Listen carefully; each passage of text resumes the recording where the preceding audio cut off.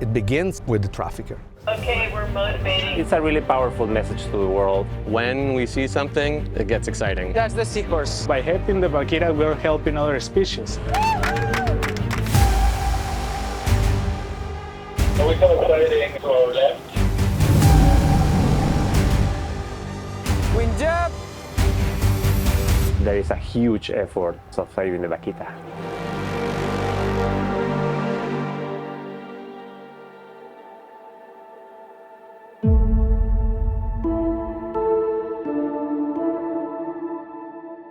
The world's smallest and most endangered marine mammal, the vaquita, is an elusive, shy little porpoise with distinctive black rings around its eyes and lips, found in only one place on Earth, the upper Gulf of California.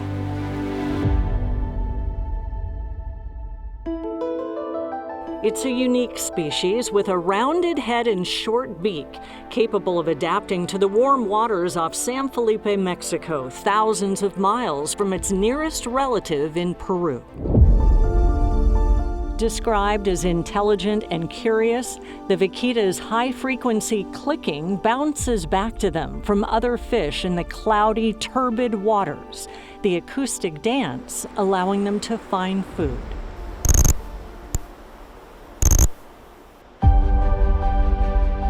Genetic studies show the separation of the vaquita lineage from its South American roots took place about 3 million years ago. But today, in the 21st century, less than 3 hours south of the border with the United States, illegal fishing in the Sea of Cortez has brought this species to the brink of extinction.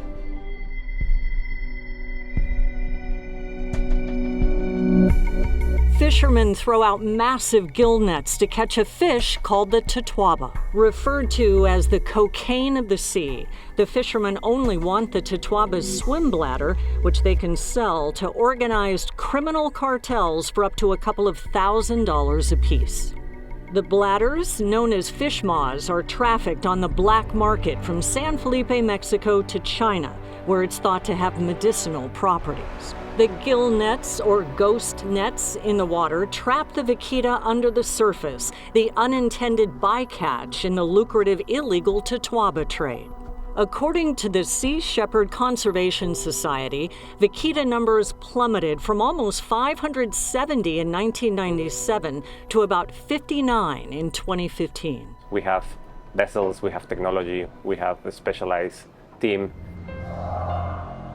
The critical number prompted the Sea Shepherd to launch the Vaquita Defense Campaign, putting a boat in the Sea of Cortez off San Felipe, Mexico, the epicenter of totoaba trafficking, to monitor and patrol the Vaquita refuge.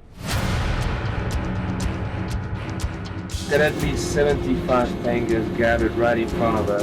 Attention to all crew, the lot of pangas approaching is unusual activity.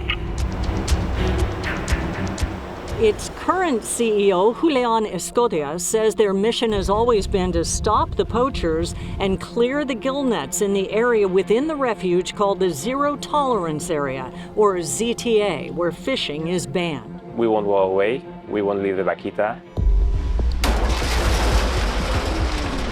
But as I showed you in my reporting on the plight of the vaquita in 2017, at times the Sea Shepherd was the only obstacle standing in the way of armed and angry fishermen. Guys are really rushing into their panga.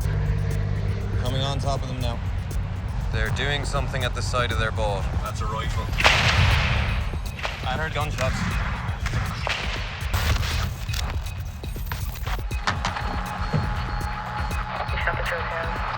With violence, rampant illegal fishing, and organized crime growing, a team of 90 international experts from 9 countries, including marine veterinarian Dr. Cynthia Smith, president and CEO of the National Marine Mammal Foundation, attempted something never before tried: to capture, protect, and when it's safe in the Gulf, release the critically endangered porpoise back into the sea. We were getting threats from a part of the fishing community that just didn't want us there.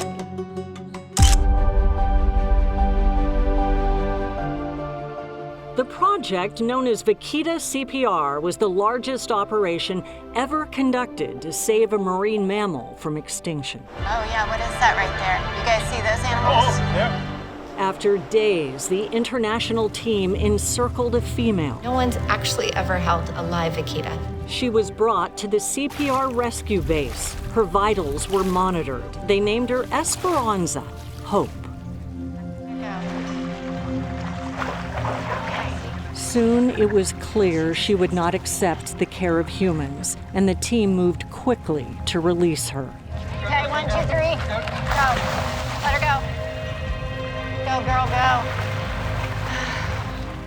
As they did, she suffered cardiac arrest. She's circling back. Let's do emergency medicine. Come on, sweetie. There's a heartbeat, guys. Come on, just give me the oxygen. Come back to me. Come on, mama. I've never cried so much, I think, in my whole life. All efforts to save her failed. A devastating blow to the hope of protecting the animal from almost certain death in the wild. De Vaquita Marina murió horas después del rescate. We tried to buy them more time, but it just didn't work. Our only hope now is to eradicate the threat.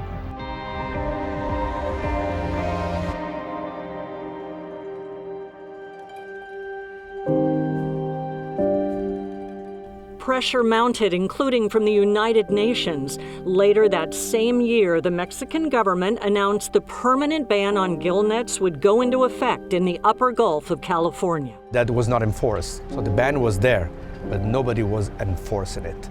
And so there were still ton of fishermen inside the protected area. Andrea Crosta is the founder and executive director of Earth League International. These areas are almost completely controlled by the cartels, different cartels. We're talking about the Sinaloa, the Chapitos, and so they run the show. As an intelligence group, his teams, many former FBI and CIA operatives, work undercover around the world in coordination with law enforcement to investigate environmental crimes, including wildlife trafficking. It's organized crime, and the reason is money. Big money. Earth League International tracked Chinese traffickers selling dried Totoaba moths for thousands of dollars per kilogram, more than the price of gold. Crosta says his investigation into the international crime syndicate behind the Totoaba trade involved a nexus of Mexican drug cartels and Chinese traffickers. He calls them ghosts, unknown to authorities, no name, no face. He says also, like a ghost, his covert teams go in and get out with the information needed by law enforcement. All these people at the top level, all the people that we know involved in Totoaba trafficking at the moment are also involved in other serious crimes. Usually human smuggling, human trafficking, money laundering, drug trafficking, even fentanyl precursors. Same people. They do Totoaba, they do other stuff. 2 people were arrested in San Diego County for Totoaba trafficking: Chen M. Wang, aka Summer Wang, and Zifeng Gabriel Wu. Poaching is a reaction to trafficking. It's because there is a trafficker or more than one that tell the poachers, tell local communities, I can buy as much Totoaba you can bring me, and this is good money for you. And of course they do it. According to federal court documents, in September of 2021, Wang told a confidential informant she'd already sold 280 Totoaba swim bladders and had 120 left, with a total worth of $2 million. They don't kill only the vaquita, they kill a lot of other marine species like sharks and turtles. So there are conservation implications. But now is, in my opinion, an organized crime problem.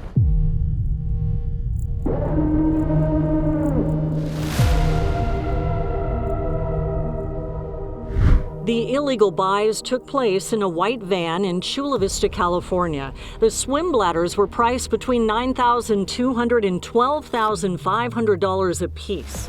The most valuable Totoaba moths are older, larger females. Both Wang and Wu took plea deals to selling Totoaba. Earth League International traveled to China, pretending to be interested in buying large quantities of Totoaba swim bladders for family and friends. They found them for sale on main streets, back offices, and fish product wholesale shops.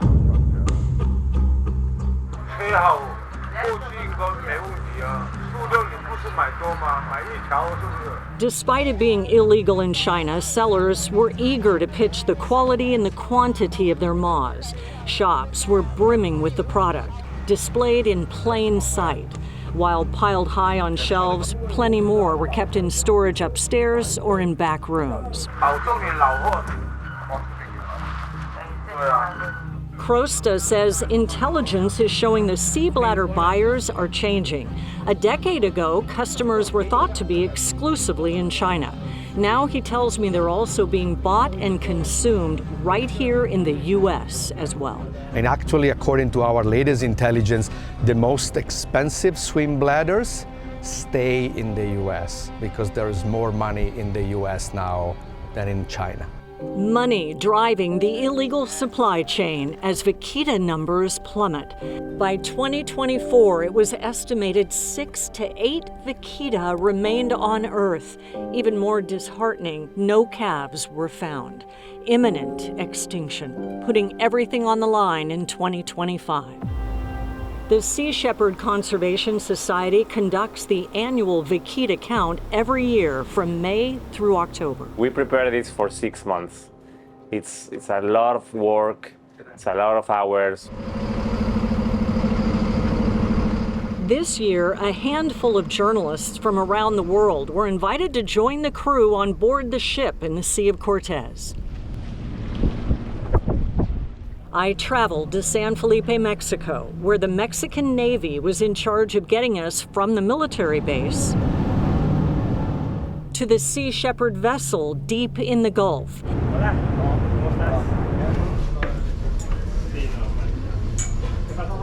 I'm the only U.S. journalist on board. These are just cabins and toilet over there. Captain Alejandro Guerrero shows us around. He's been at the helm of Vaquita Defense for 4 years now. These boat vessels are supporting this operation for avoiding any kind of illegal fishing over here. That's the main purpose, the main mission. Secondary mission is that we have a high technology sonar, which allow us to scan all the area, trying to find any kind of ghost nets. Some ghost nets are floating through the water, nearly invisible walls of death that ensnare fins or other body parts and tighten as marine life struggle to escape. Scanning the seabed with our high technology sonar in different views. Scanning for nets anchored to the sea floor, indefinitely trapping and killing animals, sometimes for decades. Which allows as well to have very clear image of whatever we find in the bottom on different densities and sizes.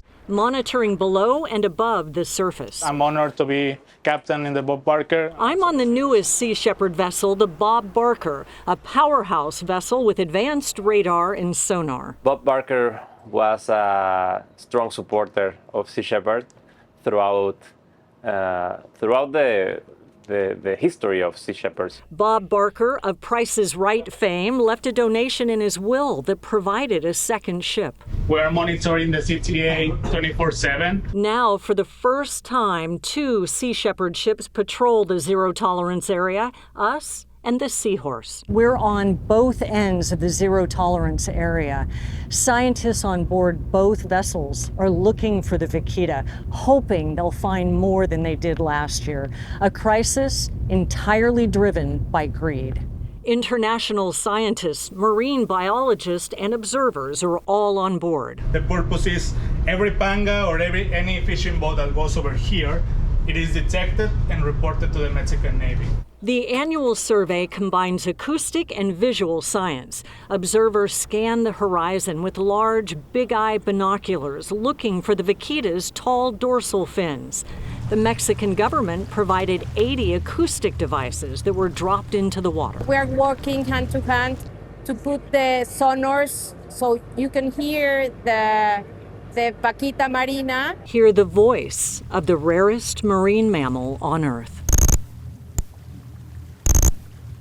During the decade the Sea Shepherd has worked in the upper Gulf of California, the partnership with the Mexican Navy has evolved. The collaboration between Sea Shepherd and the Mexican Navy is going better than ever. This is the best collaboration I've ever seen. Today, a Mexican Navy inspector lives on the ship with the crew. ¿Y sabe cuánto tiempo más va a estar ahí? No sabemos cuánto tiempo voy a estar, pero permanentemente. It's just very delicious meals. I hope you like it. Crew members eat, sleep, and work on board in rotation, 2 months on, 2 months off. So it's hard, but at the same time it's comfortable because it feels good. Some, such as Enrique Weil from Barcelona, Spain, are in it for the long haul. He's been working with Sea Shepherd for 7 years. It's difficult. At the end, it's a lot of months with the same people in the same place. But it's for a cause that at least I believe in. So it feels super good to be here, have the opportunity to work in a vessel. Weil is a marine biologist who chooses the physically demanding mechanics and maintenance work on the deck. So the deck is giving me this opportunity, and also being here, it doesn't matter if I'm doing as a biologist or not. I share with all the people and even the biologists. There is a human toll of this mission, but their commitment, passion, and resolve to never give up is what drives them to leave everything about their life behind to serve a greater mission. And we are just patrolling day and night just to be ready in case some illegal fishing happen in the area. An enormous area to patrol, approximately 143 square miles. In this San Felipe, so northwest, it will be this area. So basically it will be where the Seahorse is, that's the other ship, more in that direction. That's the Seahorse. In the last year, a crane capable of pulling up a 3-ton net was put on the back of each vessel. Stop! Boom out! The Sea Shepherd has removed well over 1,000 gill nets from the Sea of Cortez in the last decade. Stop! Chip down! 400 concrete barriers with hooks on the top are now in place at the bottom of the sea in the ZTA to snag the gill nets, the deadly mass of netting brought out of the water either by the Mexican Navy or the crew of the Sea Shepherd.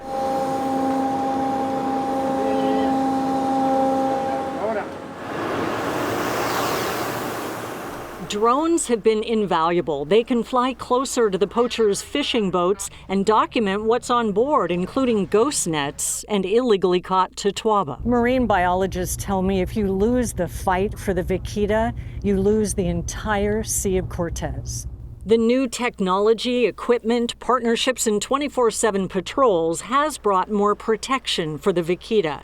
On this day, it's believed there are no gill nets in the zero-tolerance area. Because the ones that we found, they were already taken out. And we can show the world that this is why we're here. Adam Yu is one of 6 observers on board the Bob Barker for the 2025 survey. His involvement in the fight to save the Vaquita from extinction goes back a decade. This is not the time to give up. This is the time for maximum effort. If weather allows, Adam and the other observers look through the big eye binoculars 90 minutes on. And by then, especially for heading into the sun, we're pretty well cooked. 90 minutes off all day from sunup to sunset. The ability to catch a glimpse of the elusive porpoise relies on the big eyes. Sometimes we will lose animals in minutes or seconds even because they're just so small and so cryptic. We have enough observers.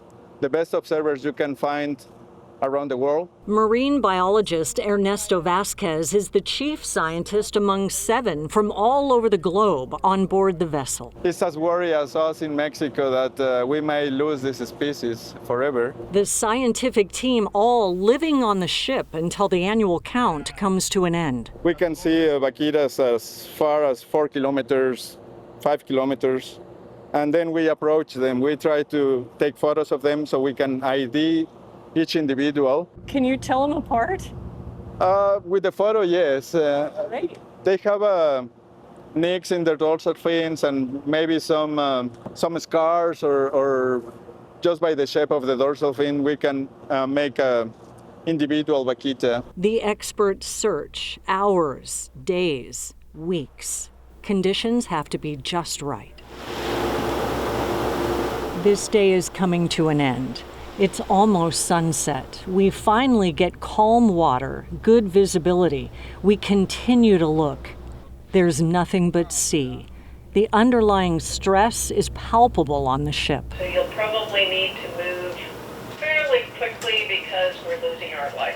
Okay, we haven't seen them. We're communicating with the other crew on the Seahorse, coordinating our coverage areas. They're pretty much straight out in front of us now, nine right. An observer on the Big Eye sees a glimpse of black. Could it be a Vaquita fin as it surfaces to breathe? We can't be sure. Their smooth, subtle motion barely disturbs the water's surface. A few crew members head out on a panga to get closer as the big ships glide slowly, keeping a distance.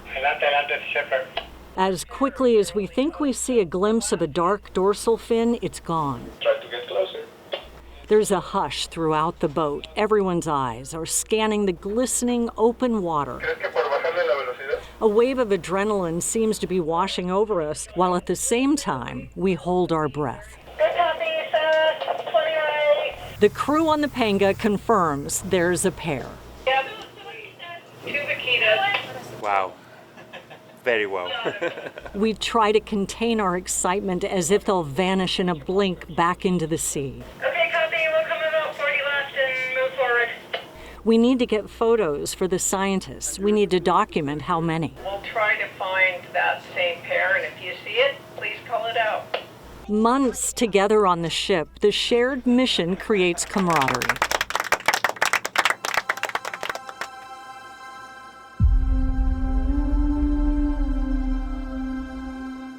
If we can hold steady here as much as we can.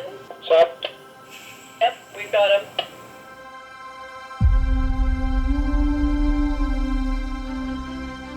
You're being very relaxed, though, staying right in the same place.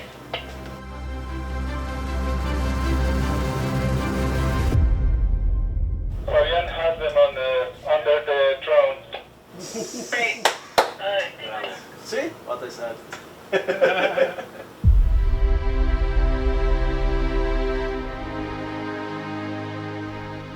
Two of the world's most endangered marine mammals are swimming by. They're within 200 meters, so close we can see them with our own eyes. Up. Up again. There it is. Oh, there's 2 of them.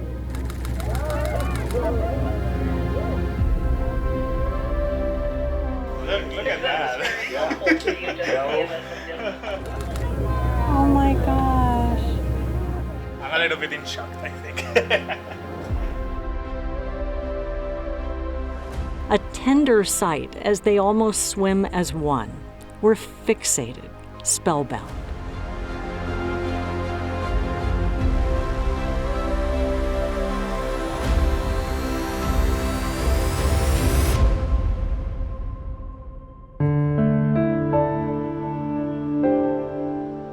Once they're out of sight, I found myself after 8 years reporting on efforts to save the Vaquita, almost too emotional to speak. Waited a long time for this one.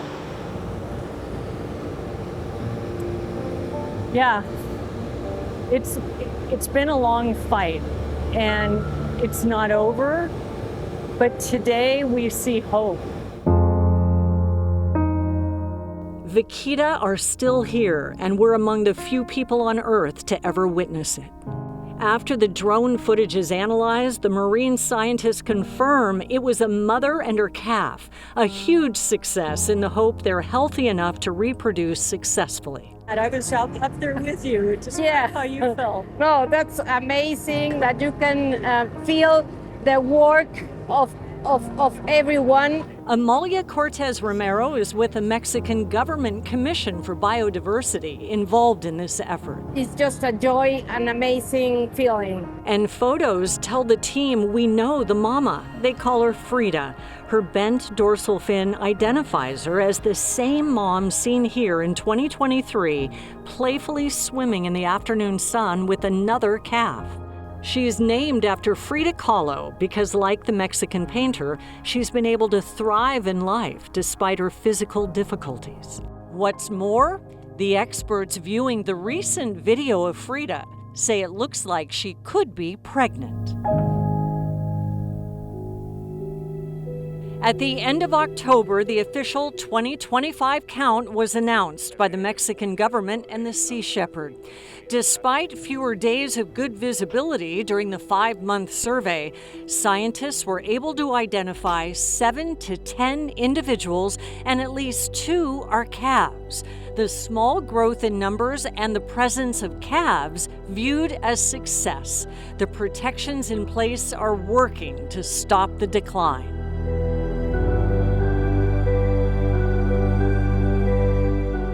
We have hope, and we have to work together. The survey found vaquitas are spending most of their time in the ZTA, but their range extends outside the small protected area, especially beyond its northwest corner. It says this section needs immediate protection in order to guarantee the safety of the last vaquitas. It's an operation that needs to keep going to ensure the survival of the vaquita. Escodia says talks are underway between the Mexican Navy and the Sea Shepherd to expand the zero-tolerance area. And I think that we are making a difference. While vaquita remain at the brink of extinction, Vasquez says additional regulations on Mexican fisheries and stepped-up government actions gives him optimism. That's why I'm hopeful that the vaquita at some point, maybe not now, not next year, but at some point it will recover its numbers. That would be amazing. We have seen healthy vaquitas for 3 years. We have seen calves. We have seen juvenile.